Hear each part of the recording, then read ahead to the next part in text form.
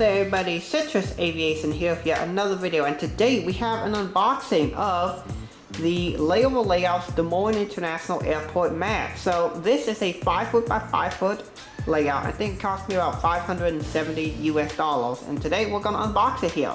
So let's get started with this, and then I'll tell you the story about how getting this map turned out to be a little bit of a challenge.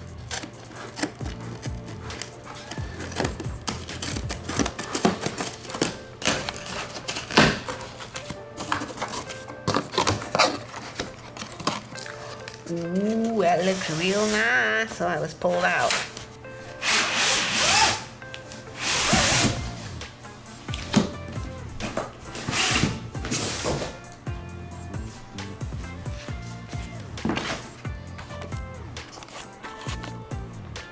Alright, looks to be in pretty good shape right off, other than a little bit of folding here, which probably happened during shipment. So let's unroll this and see what it looks like. Alright, here we go. Let's unroll it. So this area is the terminal, the main terminal where you arrive at. You got car rental. This is parking area. This is Delta's gates and American's gates. This is where the terminal would be, the main terminal. We got all the other gates. And then we have the runway area. Oh. Here she is. This is what the full thing looks like. Doesn't that look awesome? So I took a look at the map and it looks like it's in great shape. The only issues I have here, there's a couple of spots like right in here. You can kind of see it. You can see it's not quite flat, and that's because it looks like this might have gotten a little bit water damaged. Yeah, you can see underneath that this might have gotten a little bit water damaged in shipment, but other than that, wow, what an amazing map this is. Let me just show you some details. Here is the terminal area. This is where you unload, you check in, car rental, signatures, parking lots over here. This is where police car parks, and also the airport parks their vehicles over here, and extra GSC is parked here. This blue line, this is a line that indicates a no passing line, so you can't have any contaminants pass that blue line into this area. There's another one over here, another blue line, and this is indicated a no contaminant passing zone. So any form of liquid contaminant, whether it be de-ice fluid, lab juice, anything like that, cannot go past that line. In here, this is where security would be, right in this section. And then we have Alpha Terminal, Charlie Terminal over here. You might wonder where's Bravo Terminal. That's actually these hard stands here. That's considered to be Bravo Terminal. At Alpha Terminal, we have Alpha 1, which is Southwest Airlines. Alpha 3, which is separated into Alpha 3A and Alpha 3 Bravo. Alpha 3 Alpha, Alpha 3 Bravo, these are Allegiant. Alpha 5 has two sections. This is United's Alpha 5 Alpha and Alpha 5 Bravo. Alpha 4 Bravo and Alpha 4 Alpha are both United Airlines as well. And Alpha 2, also United. In addition, there's one heavy line here that straddles Alpha 4 and Alpha 5. This would use the Alpha 4 bridge. So it is an Alpha 4 line, it's not designated. Over here we got 3 Bravo parking hard stands. Over at Charlie Terminal, you have Charlie 1, which is operated by Allegiant. This was formerly a Delta Airlines gate. Charlie 2, which is Delta Airlines. This has the unique lockout line right there, designated by the red. That is narrow bodies only. Narrow bodies larger than 717. If you're parking a narrow body larger than 717, you cannot park an aircraft on 4 Bravo. Vice versa, if there's an aircraft already on 4 Bravo, a Airbus 737 A220 or larger cannot park at Charlie 2. In addition, he's shown a lot of the ghost lines here, where there used to be quite a few different variants of this gate. There used to be 2 variants of Charlie 2, 2 separate parking lines, and then they recently moved Charlie 2 to what it looks like here today. It used to be at this line here, a little closer to the terminal. This here is a GSC vehicle parking area. Charlie 3 has 3 lines. There are the 2 that are most often used, which is Charlie 3 Alpha and Charlie 3 Bravo. These are regional jet only parking lines. And then Charlie 3 Delta is a mainline line, designated there by their brackets and the dash line. Charlie 4 has 2 parking positions, Charlie 4 Alpha and Charlie 4 Bravo. 4 Bravo is regional jets only. 4 Alpha can park mainline. Charlie 5 is used by American Airlines and consists of Charlie 5 Alpha and Charlie 5 Bravo. There's also another Charlie 5 line that can be used as a wide body gate. Charlie 6 has its 2 lines as well, Charlie 6 Alpha, Charlie 6 Bravo.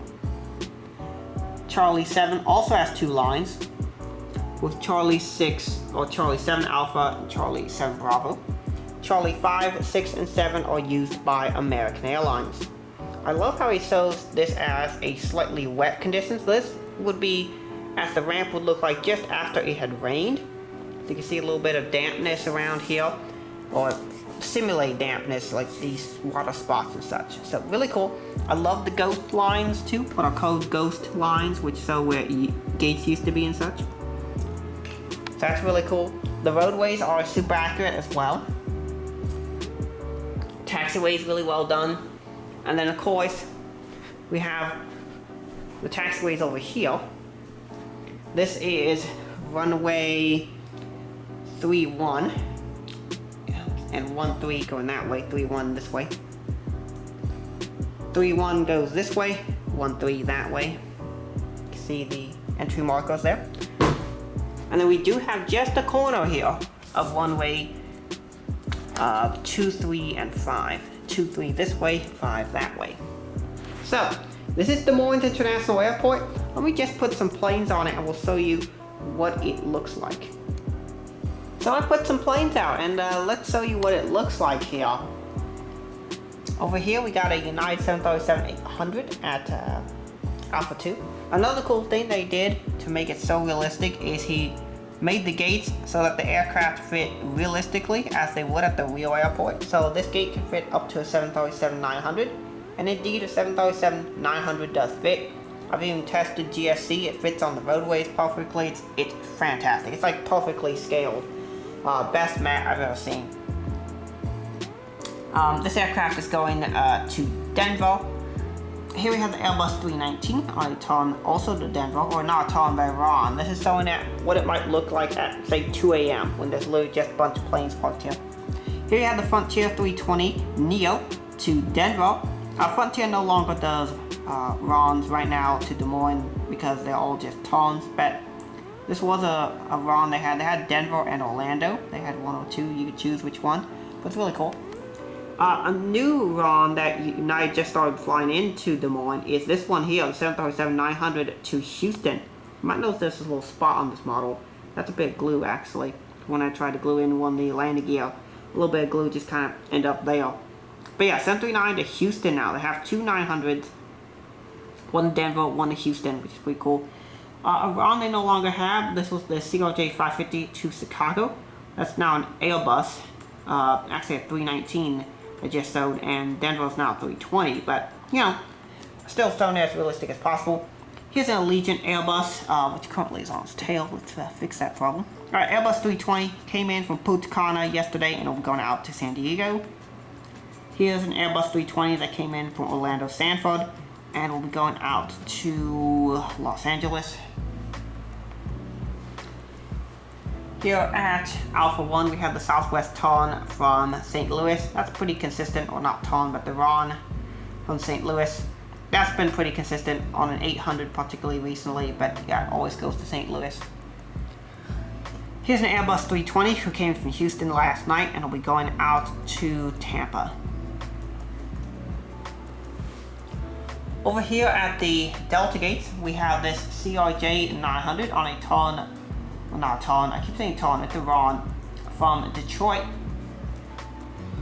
the 1 mainline RON for Delta, the 717 to Atlanta, always parks at 2.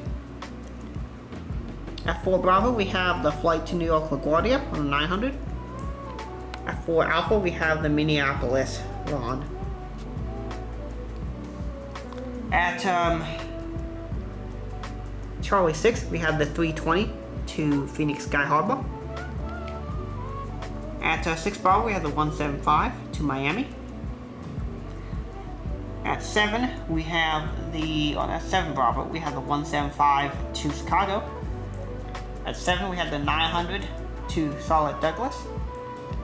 And then at 5 Bravo, we have the 175. This one goes to Washington Reagan National. And then here is where I parked the Airbus 319 to Dallas, but I don't have one of those at the moment. You'll see in Master Unboxing 12, I am getting one. But yeah, that's about what the airport looks like when planes park. Very realistic.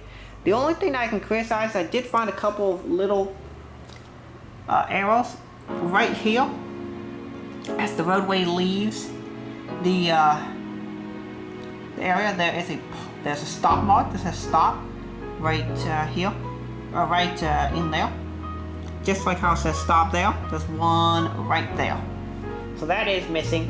In addition, there are some markings missing here from the bag boom. There's 3 bag boom exits, and all those have red and yellow slanted lines as a caution warning, because there've been a couple accidents that have happened there. What else? Most of these are fairly accurate. Like, these are correct by the American Ops. The ones by United, this is accurate, but there's also be some parking, some yellow parking places for belt loaders. But for the most part, it looks very realistic. So, really nice job getting this done by Layover Layouts. He did a really nice job. Great airport. Hopefully I can fix the creases in here. That's kind of disappointing. Obviously, that was not his fault. That happened in shipping. The printer did a great job. After the Layover Layouts, it smells so fresh, so fresh. I love the smell of it. Currently getting over a cold that I had about half a week ago, but I guess even still, my one nose still slightly blocked. It smells so fresh. This is really nice. At the 5 foot by 5 foot mat, this is, I believe this would be a medium size mat. It's really nicely done. I would recommend you go check him out. And yeah, great work by him. And yeah, definitely worth picking up. And pretty much all I can say. It's a great product. If you're looking to get a mat from him, currently his Instagram's down because it got hacked, but hopefully that gets fixed and he can start making mats once again. The quality of his work is fantastic. So yeah, I definitely recommend you go check out Layover Layouts if you are needing a mat for your airport. It's not sponsored. This is just my opinion. And this is Des Moines. So yeah, next very upcoming soon airport update will be Des Moines. So yeah, really nice layout by him.